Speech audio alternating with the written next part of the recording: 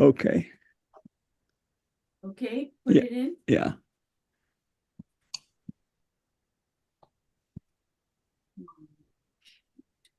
Oh, good. Looks like it's coming on. Yay!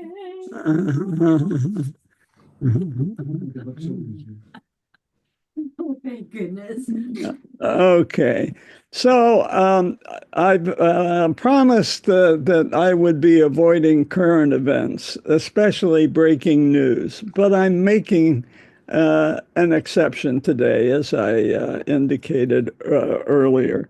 Um, and Normally I'm just going to stick to the facts, right? And I'll pick out little things of uh, particular historical interest as I have today periodically, but try to not get too swept up. So this essay caught my eye, and this I followed this guy for a while. I think he's a reasonable conservative, and he makes the argument that while we weren't looking, Trump has become more pragmatic, and he contrasts that to the first term, and even Trump is surprised with the difference between his first term. Everybody was fighting me. In this term, everybody wants to be my friend, and we've seen that. We've seen Bezos and Zuckerberg bend the knee. Even the Democrats are somewhat muted these days and on the back foot. And Foreign leaders are very nervous because of the threatened tariffs. Um, but we're Salam points out that even urban areas that were once strongly democratic are muted. And most racial groups, Hispanics in particular. And so, uh, what's going on? Um, so, Trump has grown more moderate on abortion. We saw that during the campaign. And we've seen this mysterious migration of Silicon Valley moguls to Trump. And we've seen the first clashes between this new part of the Republican coalition fight already with MAGA, and particularly over visas. And it got pretty bloody there between Trump and I'm sorry, between Bannon and Musk. Um, Here's Barbara. Um, uh, and there have been some interesting interviews with Mark Andreessen, who's a Silicon Valley leader, complaining about wokeism in the corporate world. So all that is kind of putting us in a bind and having to rethink our positions. As the essay says, we've been kind of mugged by reality, and there's something to that. But here's a silver lining, one of a couple. The success of the left during Biden has created room for this neo-Trumpism. Biden, I think, pleased most of us with his Green New Deal and the racial justice and his anti-monopoly trade regulations. And Salam says that this progressive overreach, well, for what's overreach for a conservative, seemed just fine for some of us on the left. And that this has created a space in the center for Trump. So he's not going to have to reach out to the traditional conservative Republican base. He can tack to the center, and that's what Salam is predicting he will do.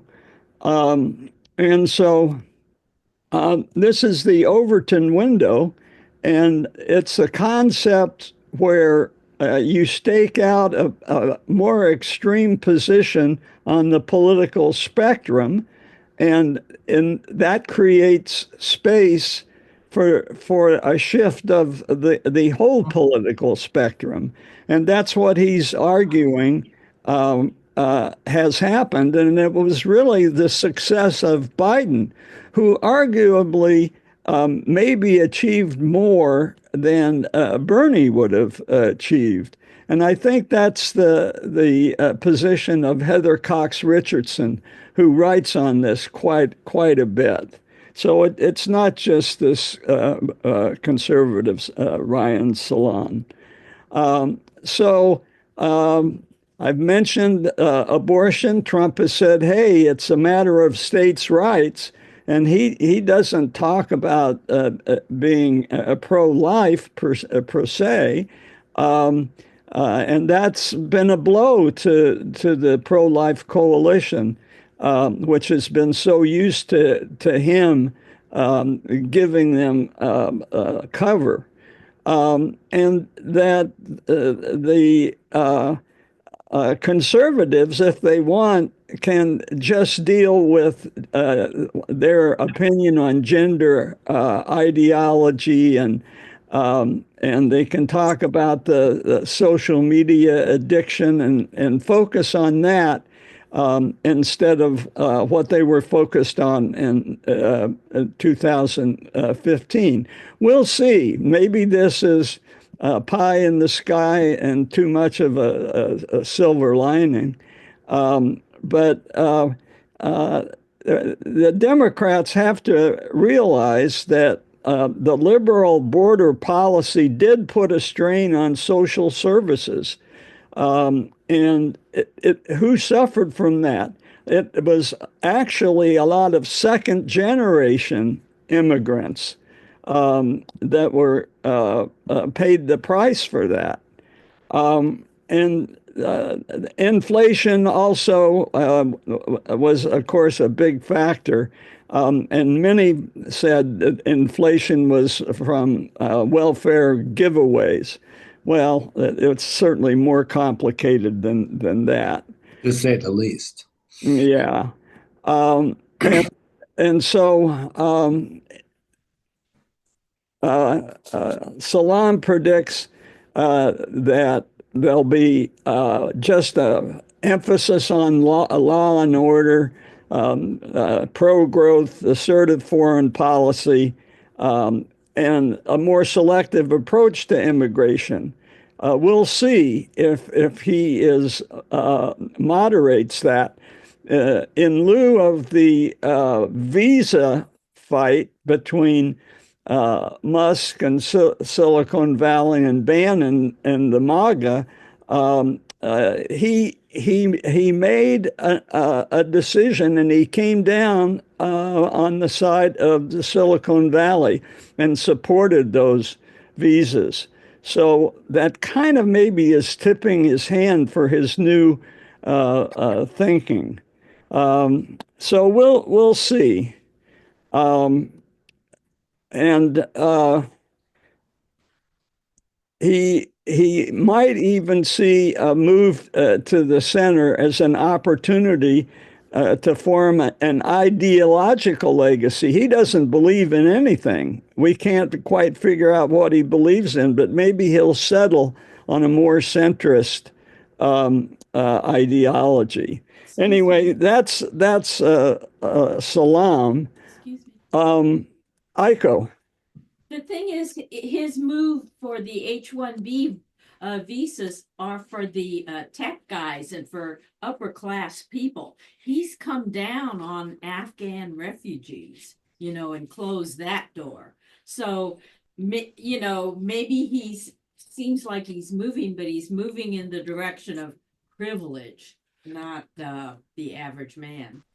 Yeah, and this debate will play out on the right. That's for sure.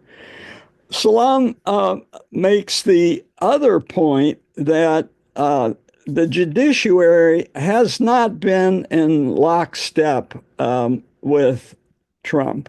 And I've forgotten that they put up some resistance to him in his first term. He wanted to get rid of DACA, and the judiciary said, no, you can't do that. He wanted to add a citizenship question to the 2020 census, and the judiciary told him, no, you can't do that. And they also told him he couldn't use defense funding to build a wall. And obviously, when he tried to ban immigrants from Muslim countries, he was told he couldn't do that. And so those are just a few examples, but this statistic surprised me. When Trump was in office, his department received his administration received 246 challenges. And what do you think the outcome was of that? How many of the 246 withstood a legal challenge? Just 54. And he lost 192 times. That surprised me. And so we'll see. He is probably going to try to declare that America is at war so he can use the army to round up illegal immigrants. I don't know if the judiciary will go along with that. He's taken a step toward that already, hasn't he, by declaring a state of emergency at the Yeah, border? yes, but we'll see if that stands up, if he tries to therefore use the army at the border. So he's his first term. There were certainly more successful challenges to him than I'd expected. So he is also going to try some legislation, but he's going to have a hard time. He's got the narrowest margin in the House of any president for decades. This is his margin, and I think it was 5 votes, but now some of the seats have been vacated, so it's even lower coming up. The Senate, he's a little bit more comfortable, we know, but he can't lose any more than 4 votes, and more than 3, really. So you look at the Project 2025 and what they wanted to do, and they talked about impoundment and not spending money that Congress wants to spend, and they've talked about sacking bureaucrats en masse. But that's going to be pretty hard. And we've already heard him talk about attempting to end birthright citizenship, as we talked about before. But we'll see what the judiciary does with that. and even already, people on the right are going to realize he's a lame duck, and they may give him public fawning deference, but they're going to, in private, probably not go along. And the founding fathers, we complained when Obama was in government how hard it was to get anything done, and Biden, but Trump is going to have to overcome the same checks and balances that the founding fathers made. So we'll see if that holds. Even before he took office, the Supreme Court did not interfere, even though they have this expansive view of presidential immunity. They didn't stop a New York court from sentencing him, making him a convicted felon. Now you can argue, okay, that was a state court and there was no jurisdiction, but they could have postponed it until after he came into office, and they didn't. And then Trump publicly asked the Supreme Court to delay on TikTok, and they refused to do that. Now, something right now is happening with TikTok, and who knows? I'm not going to get into unfolding stories, but the Supreme Court and the courts in general are not going to provide Trump with a rubber stamp. They haven't before, and they probably won't again. The Economist points out that you can talk about it being a 6-3 court, but it's really a 3-3-3 court.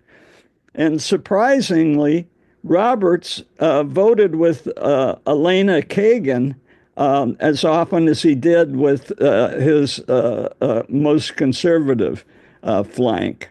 That surprised me, but gives me a little bit of hope. I'm grabbing silver linings here. Sorry. So in the speech, Trump mentioned the Alien and Sedition Acts, and he forcefully mentioned it. And I thought this just commands us to take a look at the history of the Alien and Sedition Acts. There were 4 separate parts to that, enacted in 1798. Adams was on the defense. He had taken over from George Washington's 2 successful terms, and he was having a hard time continuing that tradition of the Federalist success. So he got these acts passed. I'm going to talk about 3 out of the 4 immediately, because we can quickly dispense with them. The increase the requirements to seek citizenship. Sound familiar? To allow the president to imprison and deport non-citizens. Sound familiar? And it criminalized false and malicious statements. So freedom of speech. Put a chilling environment there. Those 3 caused massive criticism. Trump didn't mention that, and it contributed to Adams being defeated in the next election by Thomas Jefferson. Where Trump is similar to John Adams is his insecurity. And Adams needed flattery too, the textbooks say. he was so insecure that that's why he tried to limit speech. So you can argue that, hey, Trump's doing the same thing. Later, Adams did what Trump will never do, which was cop to his vanity, to admit that he had erred. And so the fourth law, the sedition law, is still in effect. And it is the law that allows the presidents to detain non-citizens during times of war. Now, there's limits on that. It's only during declared wars authorized by Congress. And even this law, in theory, is likely to be found unconstitutional if it's ever challenged. It hasn't been challenged, really. So, when and during what wars has this Alien Enemies Act been invoked?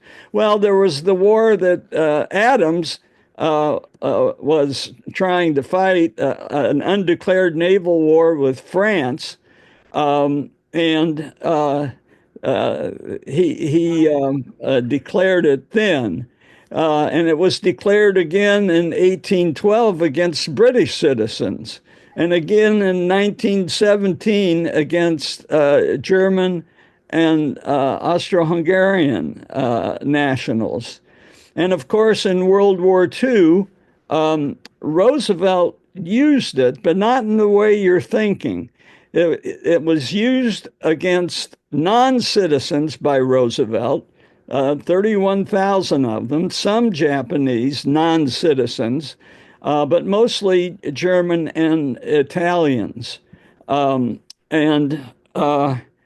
the Japanese citizens were not victimized by this act. It was a special executive order, 9066, rather than the Alien Enemies Act. So I found that interesting. And of course, 2/3 of the Japanese citizens detained were citizens, 2/3 of them. And we all lived through the undoing of that. Gerald Ford terminates that executive order, but not until 1976. And he apologizes for the internment. Carter appointed a commission to study it further. And that commission was the one that recommended the $20,000 in reparations to each victim. Reagan signed that into law, and George H.W. Bush signed a bill appropriating the money. So you had all the presidents, starting with Gerald Ford, involved in rescinding that. I'm having problems here. Excuse me 1 second. I'm going to have to go out and come back in.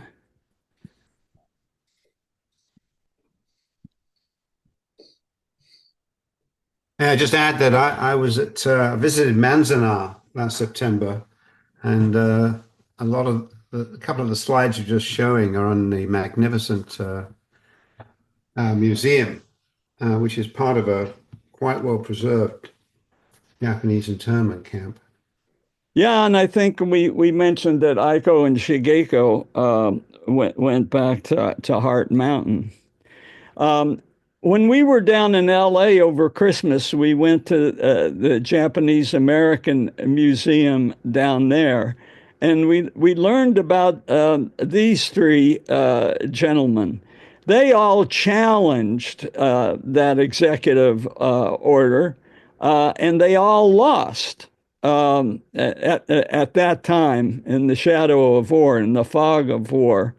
Um, Given the apologies and the undoing of that executive order, they were allowed to reopen their cases in 1983. And they were eventually exonerated. California, in fact, passed a law declaring a Korematsu Day. And his case was officially overturned in 2018. So that was an interesting part of the Japanese American Museum in LA, which I'd recommend to anybody going. So this brings to mind, since yesterday was more memorable as Martin Luther King Day, that the arc of the moral universe is long, but it bends towards justice. And finally, it took 40 years, but those Japanese Americans got their justice. Earl Warren, who of course was a former Chief Justice named by Eisenhower, he was Attorney General of California at the time.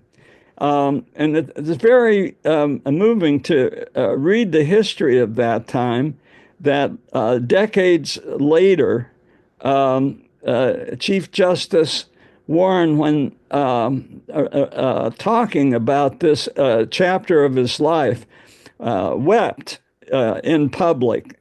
So ashamed was he at what had gone wrong. And he said, it was only as time passes that the magnitude and human understanding grows. It took 40 years, so how long does it take for current events to become history? Well, in this case, 40 years. I just, by the way, terrorism in 9/11 perpetrated by agents not representing another nation, that's not covered by any of this. That's covered by the Patriot Act, which had to be passed to deal with non-national terrorism. So also in the speech, he reverted the name of Mount Denali, the highest peak in America, which is in Alaska. He reverted the naming of it back to Mount McKinley. And Obama had changed the name from Mount McKinley to Denali, recognizing the Eskimo language that was interpreted to mean the high one. And that mountain, of course, has been carrying McKinley's name since it was explored in 1896. But Trump thought it important to include that in his inauguration speech, is a clue that he admires McKinley. And why would he admire McKinley? So McKinley served this 4 years until he was assassinated, and his vice president, Teddy Roosevelt, took over. So why might Trump like McKinley? McKinley famously imposed tariffs and backed big business. And he had taken over after a deep depression and was the cycle of the economy happened to mesh with his becoming president. It certainly didn't mesh with Biden becoming president. But he was given some credibility because of that luck. And he led a realignment that made Republicans dominant on and off for the next few decades. In California, we had a Republican, Hiram Johnson, who was more a Teddy Roosevelt, a progressive. And when we get finally back to California history, we'll learn more about Hiram Johnson, who emerged at about 10 years after this at the LA City Council. So Manifest Destiny was certainly that Trump has in the back of his mind, or if he, at least his aides do. And during that time, that had been extended into the Pacific and the Caribbean. And we acquired new territories and expanded. And his vice president, Teddy Roosevelt, probably was chosen to run with him because of his experience as a Rough Rider in Cuba at San Juan Hill. So all this kind of rhymes with what's Trump's thinking about the Panama Canal and Greenland. So the memory of McKinley is all around. If you've been to Union Square, look up. You see a victory at the top of the pillar in the middle of Union Square. And what is that celebrating? Admiral Dewey's victory in the Battle of Manila against Spain. Here is a statue of McKinley in the middle of Arcata. That statue stood from 1906 to actually 2019. And then, in addition, there's a McKinleyville located 5 miles to the north of Arcata. Many of you have driven through it on your way north. So why was it taken down, John? So, thank you for asking. It was removed in February 2019 following a series of discussions and there was some reluctance by some people in the community because when it went up in 1906, it had been paid for by a 81-year-old veteran of the gold rush, a 49er, and he used his money to honor McKinley. But by 2019, and we remember it hasn't been that long ago, the indigenous population of the Wiyot tribe spoke up, and they had found that McKinley, unsurprisingly, had not been sympathetic and not treated Native Americans well. So this is the statue that used to sit in the middle of Arcata, and it was before it was finally taken down, it was the object of pranks. And then when you look at it at this angle, you can get the joke of students from nearby Humboldt University in the middle of the night putting a condom over the hilt of his cane. So the statue was taken down, and who took it? Canton, Ohio. where the McKinley family had hailed from. They gladly accepted it, and it's in the middle of the square there. I don't know if any students have caught on to the joke. It wasn't totally unopposed. Mark Twain spoke out against McKinley and Teddy Roosevelt's imperialism at the time. All right, so Panama. Trump talks about how China is running the Panama Canal, which is just not correct. And if we don't own it in name, at least it's in the nature and the money going through there is ours. We use the canal far more than anyone else, almost 4 times as much as China does. So I am going to dispense. I'm not going to talk about the Panama Canal. It's pretty straightforward. What I think's more interesting is Greenland, a much more interesting history. I've already told you about the King of Denmark's coat of arms and how he recently changed it. This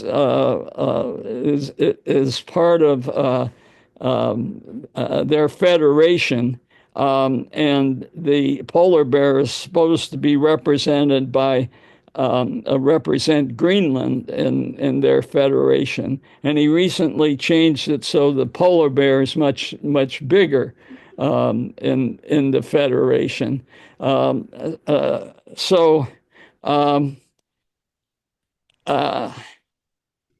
What is this all about?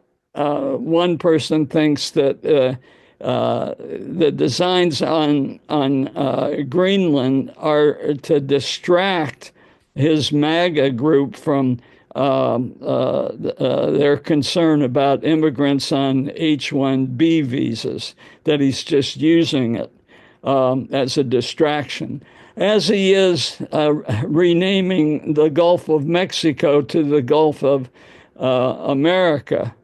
This is Claudia Sheinbaum, the current president of Mexico, and she's pointing to a very interesting map that I showed actually earlier when we were talking about the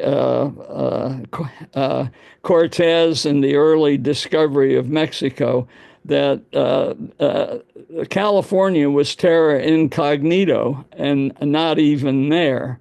But Claudia Sheinbaum put that map up from the early 17th century. She also pointed out the Gulf of Mexico. The name is recognized by the United Nations. And she joked that California and Texas could revert to their former name as America Mexicana. So this should be entertaining, if nothing else. She's going to give as good as she gets. I see that Jim's got his hand up. Yes. America, if I remember correctly, the Western Hemisphere, North and South America, got its name from Americus Vespucci, who was a cartographer. And so the Western Hemisphere was named after him. So actually, the Gulf of Mexico is in the Caribbean, and arguably more aptly named the Gulf of America than it is the Gulf of Mexico. However, many in Latin America, the Caribbean, and Mexico feel the United States should not be calling themselves Americans because they are but a small part of America. They Good, should call themselves United States, not. good point. So that's a little sidebar. Yes, what's in a name? It's to be more precise, I guess we should call ourselves the United States. Um, so the one analyst said the effective demagogue will avoid meeting his responsibilities by shifting attention to some imaginary overseas challenge and thus escape accountability for handling bigger questions. For instance, like Taiwan, on which Trump's been very quiet. And this commentator says probably 97 out of 100 Americans don't know anything about Greenland, which I might be overestimate.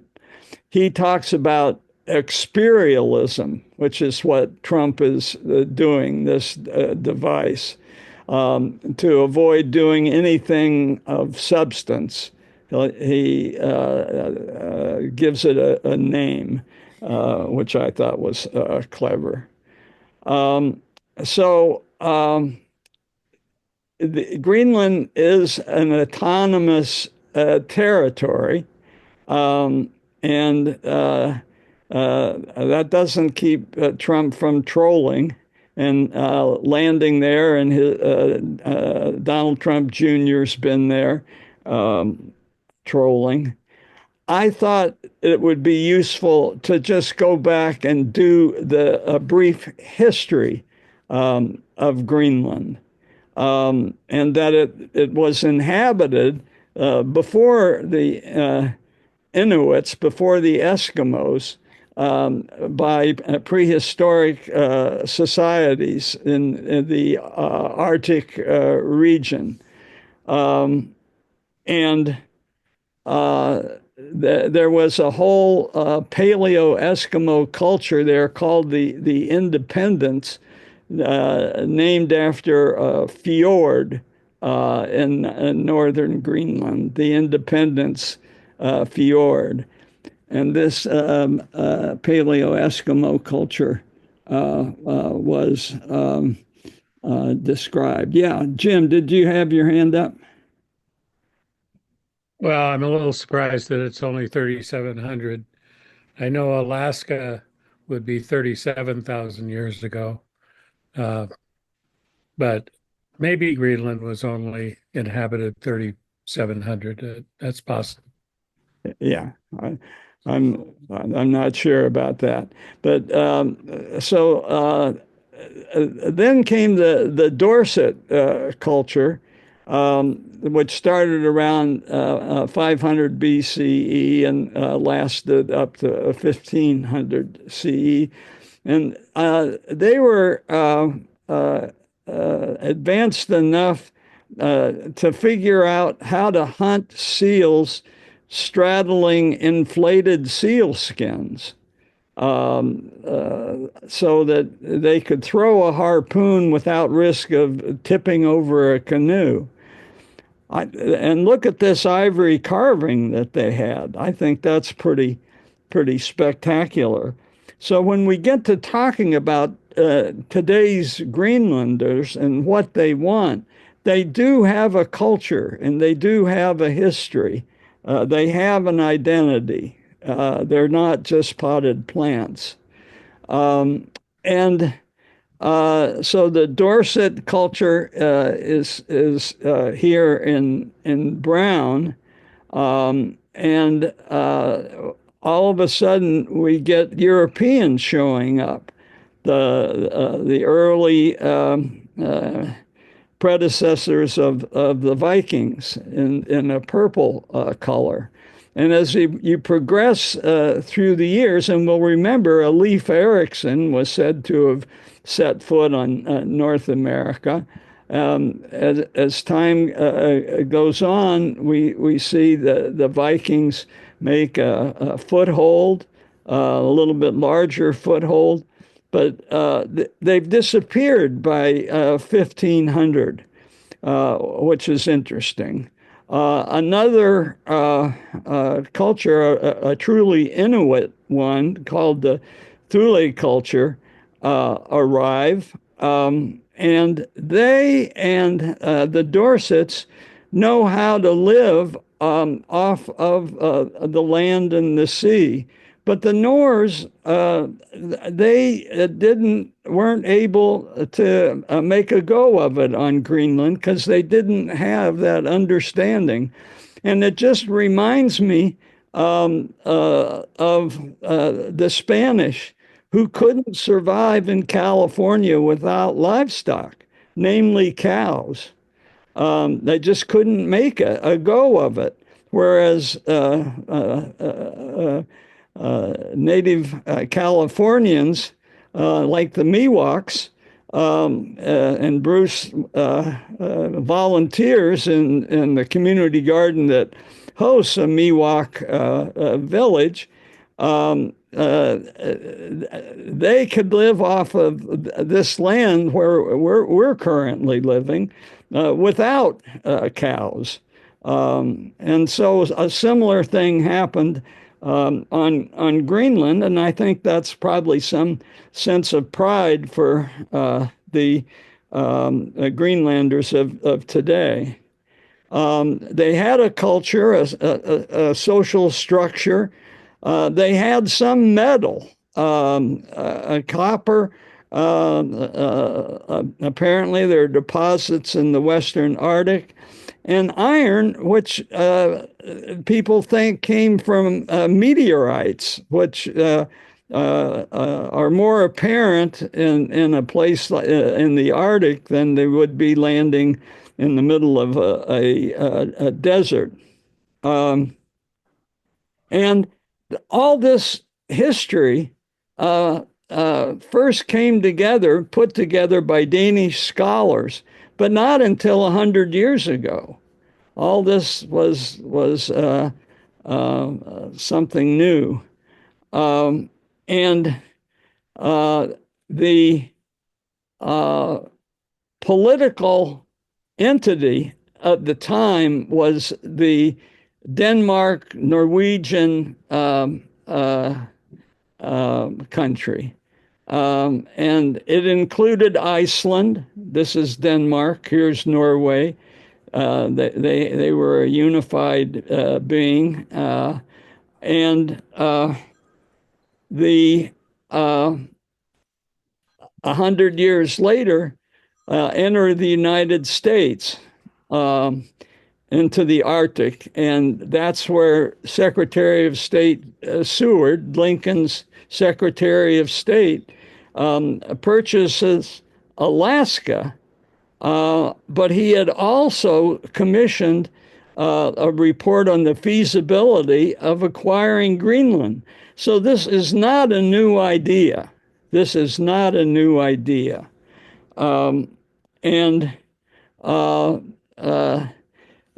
Seward's folly, as Alaska came to be known, finally paid off big time with oil in the 1960s.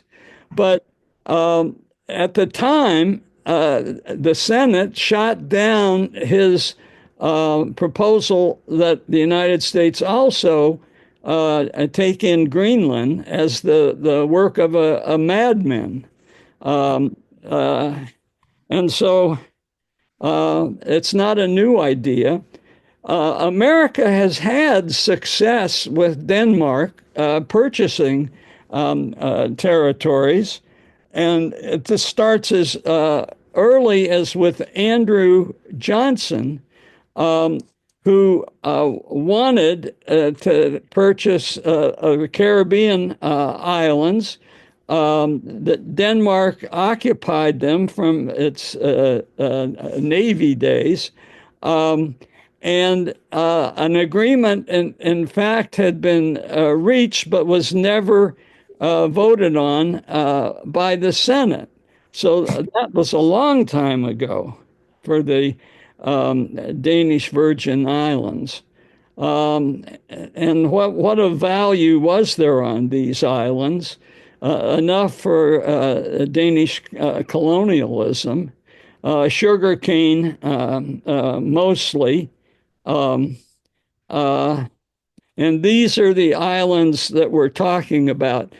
Um, Alexander Hamilton was born on one of these islands. Does anybody know which one? I'm not sure. I think St. Croix. It was Saint. He was actually born in another island, something Nevis. I've forgotten the first name of Nevis, but he grew up in St. Croix. Okay. All right. Good. Thank you. And the Teddy Roosevelt, who was obviously interested in the Panama Canal, wanted the Virgin Islands as a support base for building the Panama Canal. And the Danish Parliament rejected this offer. So bad timing. Finally, the islands were purchased by America. So we do have a history of success buying stuff from territories from Denmark. And finally, in 1917, out of a fear that Germany might seize them and use them as bases for U-boats, and Denmark agreed to sell it at that time. Greenland, by the way, was once again broached, but the Danes didn't want to sell this time. So this back and forth and give and take.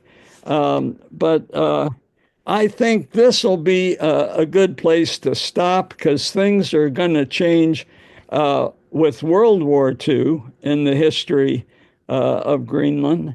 So I will stop here and we can discuss, and you can tell me whether my silver lining was adequate or not.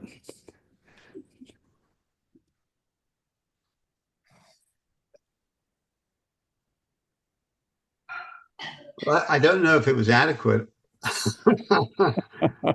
but I get myself into trouble with my Danish in-laws occasionally by pointing out that Greenland is really Alaska's twin, and they're going to be giving up Greenland anyway at some point. They're going to have independence, and there's a population is less than the population of Walnut Creek.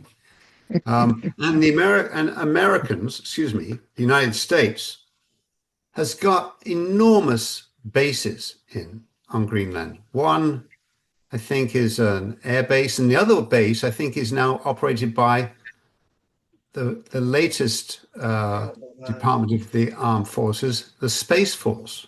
Yes, that's way up in the Northwest. Yeah, you're right.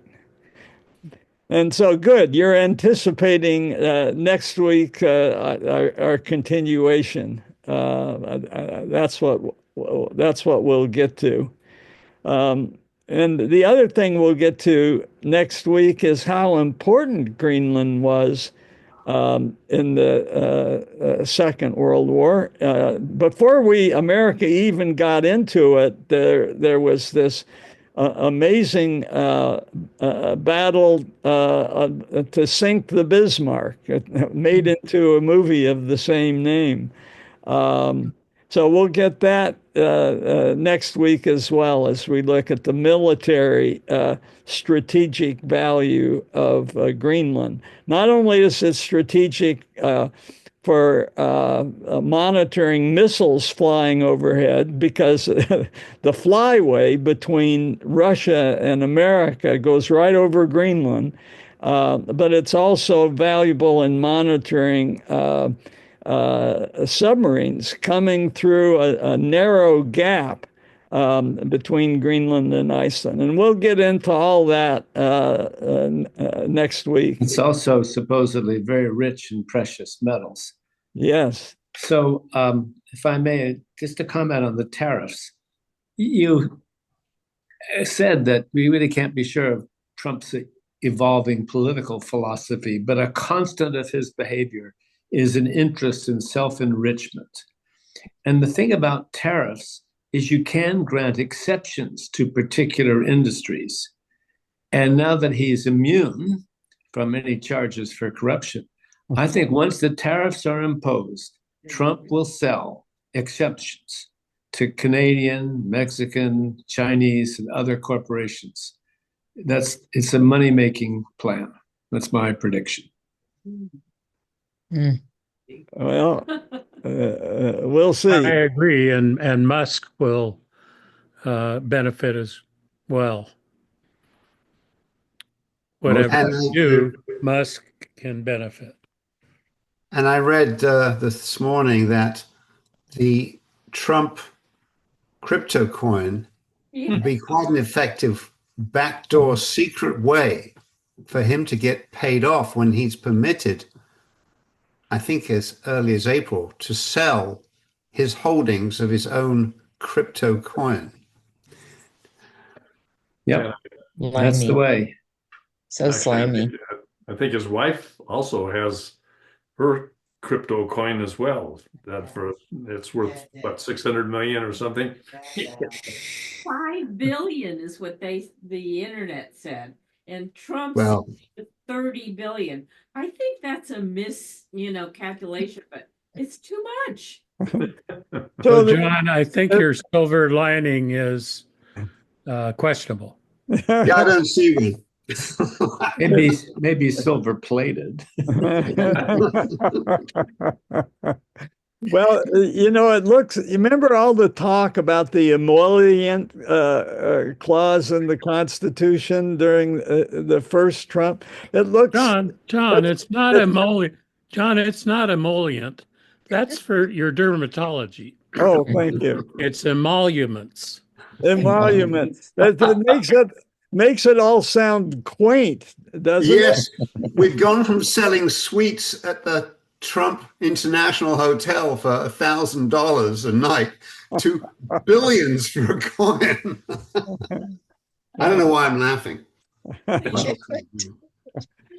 I hoped it would be emollient. That would be only skin deep, I guess. Oh, cool. I can take the criticism because I'm tough-skinned. That's all a matter of greasing the palm one way or the other. Okay. Well, great. This has been therapeutic for me, at least. So I hope to see you next week. Thanks, John. Thank you, John. Great. Oh, John, I had a question.